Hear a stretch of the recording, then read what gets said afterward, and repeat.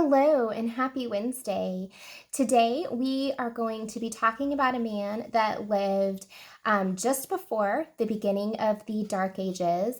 And this man loved to party. He loved the ladies. And he studied the likes of Plato and Cicero for years, until one day when he hears a child's song and the prayers of his mother are finally answered.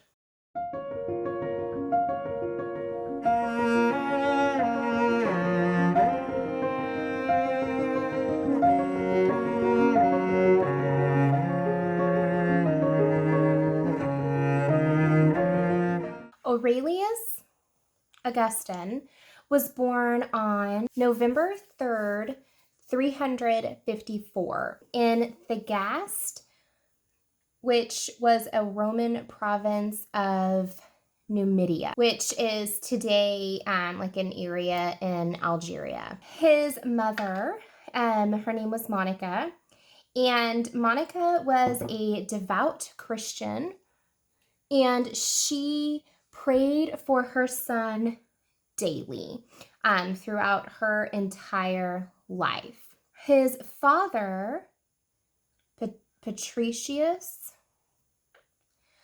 he was not a Christian. In fact, he was a pagan, and it was said that through Augustine's wild years, his father, kind of cheered him on, enjoy your life, and it's fine that he's drinking and sleeping around. At the age of 11, Augustine leaves home and goes to school in Maduris, which is about 19 miles away from his home. While he is there, Augustine begins to study Latin, and this is one of the first accounts of his bad choices that he begins to make. He has a book called Confessions, and in this book he wrote about all of his confessions, the sins that he had committed throughout his lifetime. And the very first one that he talks about is when he is away at school, and him and some friends get together and they decide that they are going to go to the neighbor farmer, and they're going to steal fruit from this farmer. And they weren't hungry. They weren't stealing it because they needed to eat. They just decided that they wanted to do this because it was wrong and it was fun to be bad. Time to be bad. They didn't eat it. They ended up feeding it to pigs later. So they just did it because it was fun. Augustine stays at this school for a few years and continues on his studies, becomes very fluent in Latin, and he's a very intelligent child. Though he did not enjoy math. I can't say I blame him. I don't get math either. But he did not enjoy that. But he did enjoy Latin, and so he became very fluent in Latin. In 370, when Augustine is about 16 years old, he's done with his lessons and his schooling in Maduris, and he is preparing to go to Carthage to continue his lessons, to continue his schooling. His family was not a wealthy family, and the school was not free. So he could not just go from one school to the next. He had to go home for a time so that his family could save up money in order to hopefully send him to Carthage. There was no guarantee that they were going to have the funds to send their son, though they were trying very hard. It's in this time, while Augustine is at home, that his father becomes very ill and he will eventually pass away. Though he does become baptized while on his deathbed and does become a Christian, I'm sure to the excitement of Augustine's mother. After Augustine's passing, a local man and an assumed friend named Romanus, he consoles Augustine and kind of helps him through this time of mourning. Now, Romanus is known for providing financial aid to promising young men within the town, men that he thinks are intelligent enough to eventually become something great, basically. So he decides to fund Augustine and gives him the money that he needs in order to go off to schooling at Carthage. So here, just take my money. And it is here at Carthage that Augustine will begin to study rhetoric. So against the warnings of his mother, who of course is just wanting to protect her son, she does warn him against going off to school and becoming a little wild and living a life of libertine and just partying and, you know, having multiple girlfriends. But Augustine doesn't heed his mother's warnings, and he lives a wild lifestyle there in the beginning years. Now, one lady in particular, Augustine ends up having a child with. And when he has this child, he does kind of settle down, though these two never actually get married. Now, since Augustine's mother was a devout Christian, he had grown up like hearing different Bible stories and hearing about all of the people in the Bible. And, you know, he knew all of the teachings. But he was just never really interested. And that could partly be because his father was a pagan. I don't know. But he was just really never interested. It was written at one point that one of the reasons why he was not drawn to Christianity is because the writings were just not as beautiful as Cicero's writings, which he studied and he loved the way that that he wrote and taught. And so Augustine just didn't feel like the translation from the Latin in the Bible was that beautiful. It was kind of rough. The stories were not as maybe eloquently written as they are today. And so he just kind of strayed away from all of that. So Augustine ends up, because he's still he's kind of on this hunt to find like the meaning of life. It's, you know, something that many people will spend their whole lives looking for the purpose, the meaning of life. Why are we here? What happens when we leave? And Augustine was no different. He was interested in this. He just was not interested in the Christianity side of it. So he decides to learn about other religions. And this turns Augustine to a religion called Manichaeism. This is a mix between the teachings of Buddha, Jesus, and Zoroaster. And this religion teaches that humanity is partly good and partly evil, and it claims that secret knowledge is the route to salvation. So I guess like when you have this knowledge, you are then saved. I don't know. But Augustine was really into this, and he actually was so into this religion that when he leaves Carthage, him and his girlfriend and son will move back home, and he builds a school and teaches. When they move back home, Augustine and his girlfriend and his son, they end up moving in with his friend, Romanus, the man that has given him the money to go to school. And while there, they just continued to have a close relationship. And Augustine actually teaches Romanus all about this new religion that he has found. And Romanus begins to follow him. In 383, Augustine and his family, they moved to Milan. And while there, Augustine becomes the municipal professor of rhetoric. It is during this time when students would attend school, it was customary for them to attend throughout the year, and then at the very end of their lessons, so like when the semester was over, they would pay their professors, and this is how payment for school went. Instead of paying ahead, you paid at the end. Augustine began to become very discouraged because though his students would attend throughout the year and they learned a lot and they seemed to enjoy the schooling, they weren't making their payment at the end of the year. There's no money. So this was really disappointing for him and discouraging that this was really like the life that he wanted to lead. While his family is in Rome, Augustine meets with a man named Bishop Ambrose. And Ambrose and Augustine will become close friends. Ambrose influenced Augustine more than Augustine's own mother. So he was a very, very influential person in Augustine's life.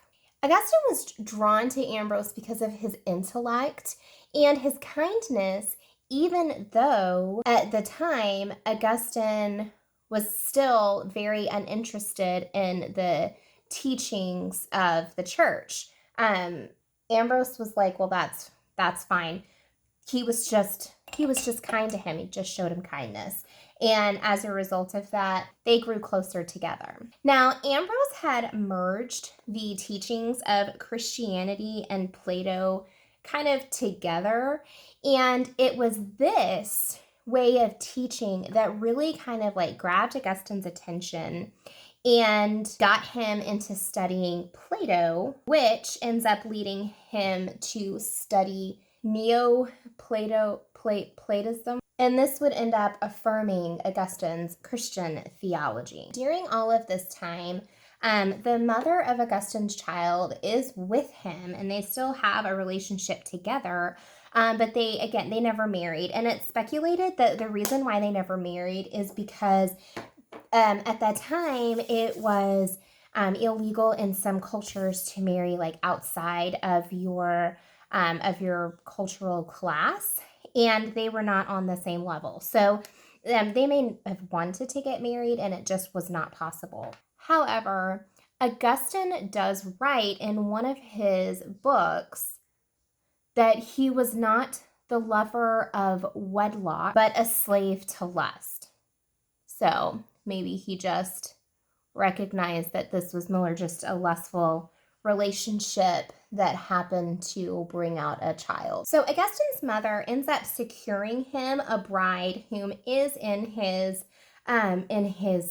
class. Augustus ends up having to leave his girlfriend or his mistress behind and go prepare to marry this other lady that his mother had secured for him. And it is said that Augustine was very sad. He was very distraught over having to separate from this woman that he has been with for several years now, and who's traveled with him and, kind of grown together. But he leaves and he goes back home to prepare to be married to this other lady.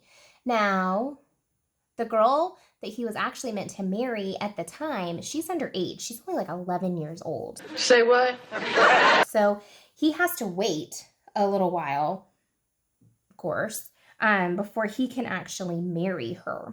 So while he's waiting, time is passing by, and he begins to kind of lean on other women to, kind of artificially heal the hole that is in his heart.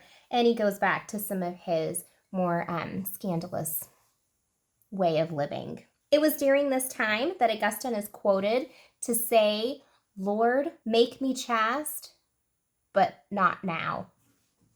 So I think he knew, this was not really the best way to be living his life, but he also was not interested in changing his life at that exact moment in time. In 386, Augustine and a friend of his are out about town, And he overhears some gentlemen talking, and they had just recently become baptized and had just converted to Christianity. Well, this conversation makes Augustine kind of angry. And he's not angry at them because they converted to Christianity.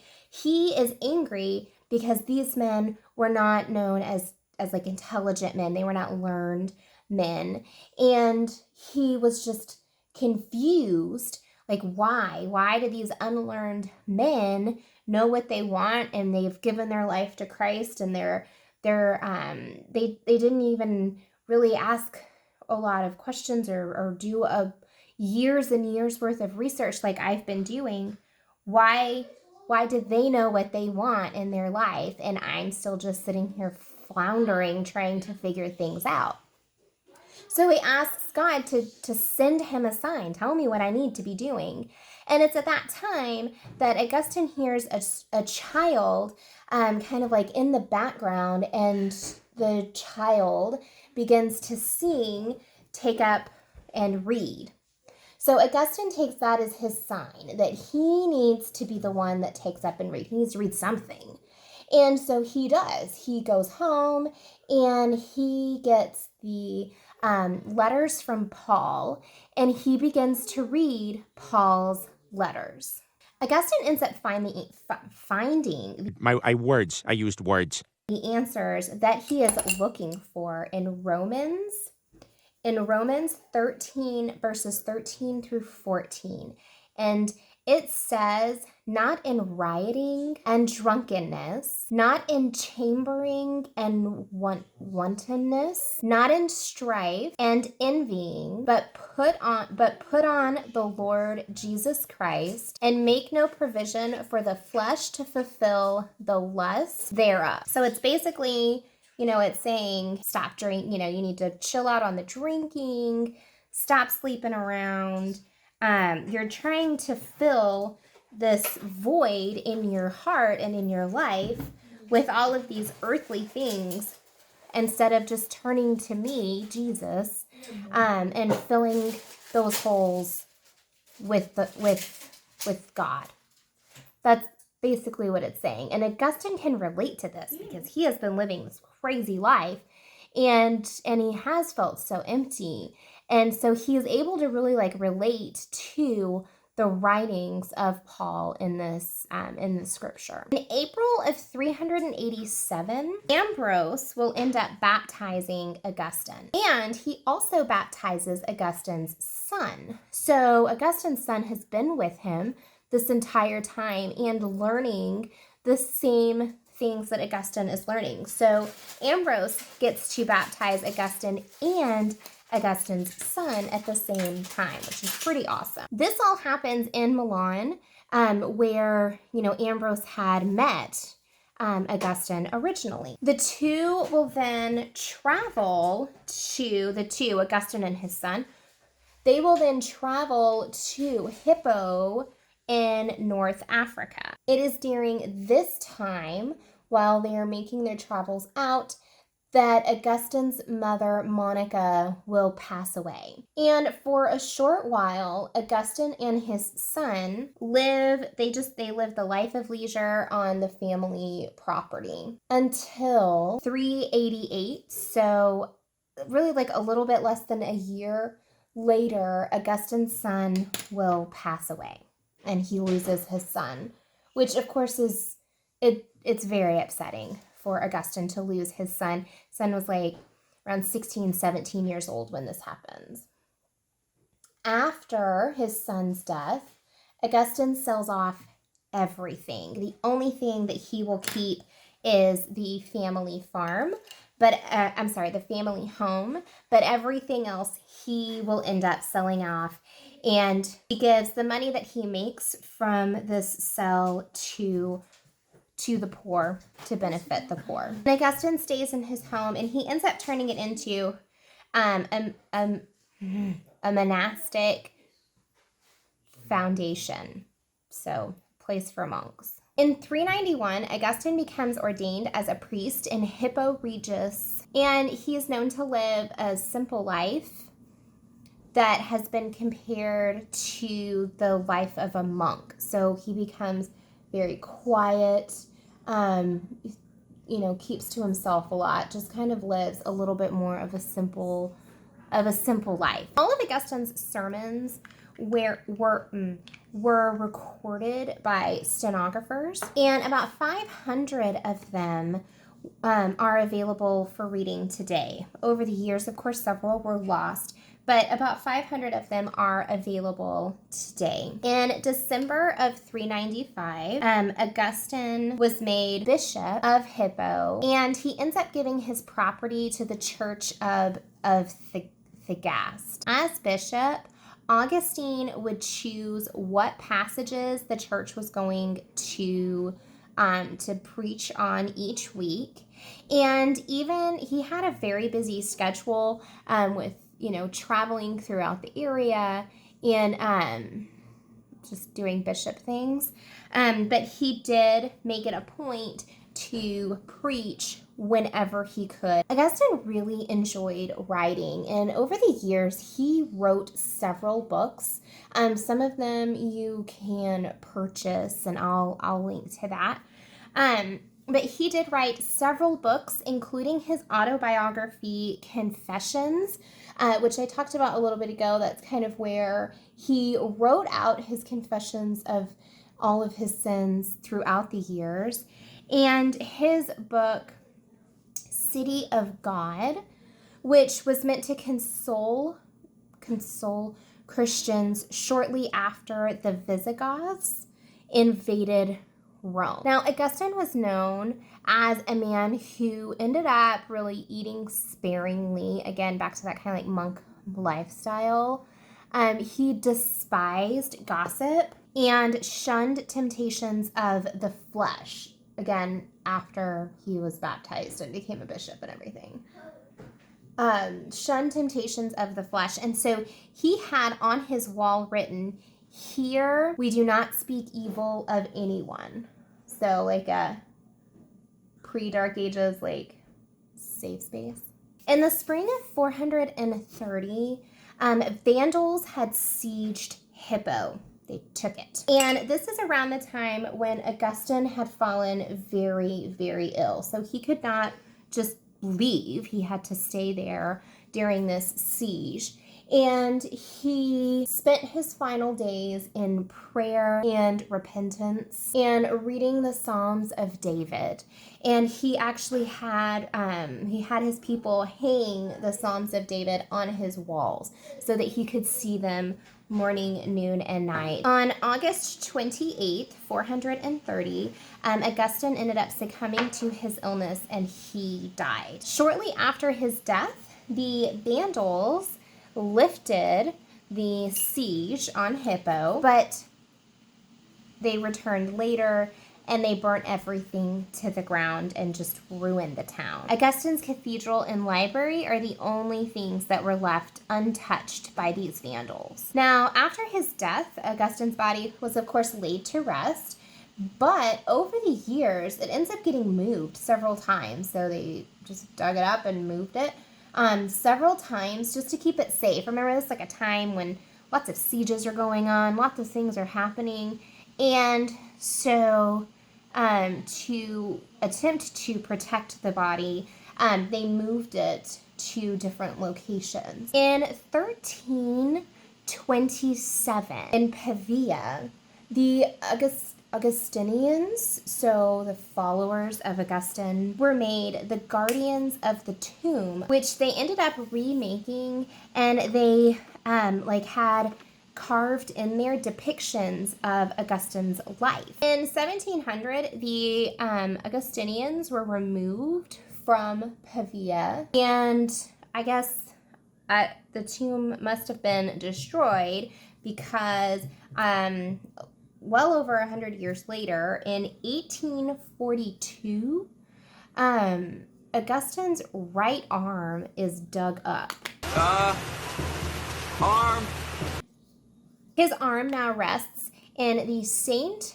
Augustine basilica. Augustine's views and beliefs from topics like original sin, sexuality, and free will can be found throughout all of his writings, as well as writings from different scholars who have studied Augustine over the ages. Augustine spent the better half of his younger years, like many people, parties and women and just living a wild life. And really, he was just looking for like the meaning of life, the purpose behind all of it, and just something to believe in. He finally found that meaning when he turned his eyes towards God and really dug into the writings of Paul, which he had likely heard before from his mother. I hope you enjoyed today's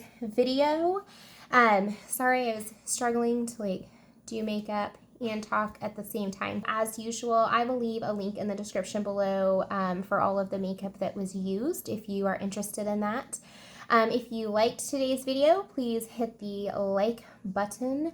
And if you want to see more videos like this, please subscribe to my channel and hit the little bell icon so that you get a notification every time we upload. I do upload every Wednesday.